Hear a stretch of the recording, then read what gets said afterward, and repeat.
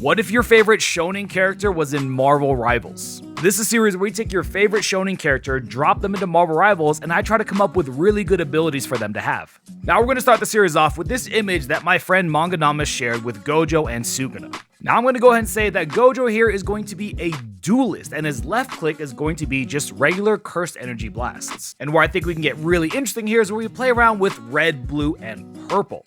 His shift ability will work very similar to Invisible Woman's, where he can pull enemies close to him. However, it will have a second option where he can place the orb somewhere and then pull himself to that to increase his mobility. For those who don't remember, he did do this against Mahoraga to prevent Mahoraga from actually disrupting his Hollow Purple.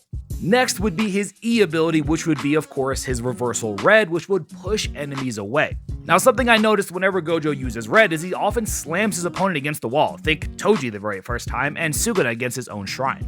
So Gojo's red ability here would do additional damage if he actually pushes an opponent against the wall, briefly stunning them. And much like Thor, who actually does have an ability on his F key, he's going to have an F key ability, Hollow Purple. This, naturally, like Thor, would probably require a buildup of cursed energy, that way you can't just spam it all of the time. So the way that I would see this working is all of your regular attacks are going to build up a meter, but you get additional meter if you slam someone against the wall with your red ability. His Hollow Purple will either be a single quick blast that you can shoot out and does a decent amount of damage, or you can hold it and create an orb like he does against Hanami and shoot out a much larger blast. However, you have to stand still while doing this, which of course leaves you vulnerable. And of course, we can't forget about his main ability, which is Infinity. It's going to be a passive that makes it that nothing can ever touch him and he's immune to damage completely. I'm obviously kidding, but I do think it'd be a really cool passive ability that's somewhat like Wolverine's. Essentially, right before you're about to get eliminated, it turns on and just nullifies all attacks from reaching you,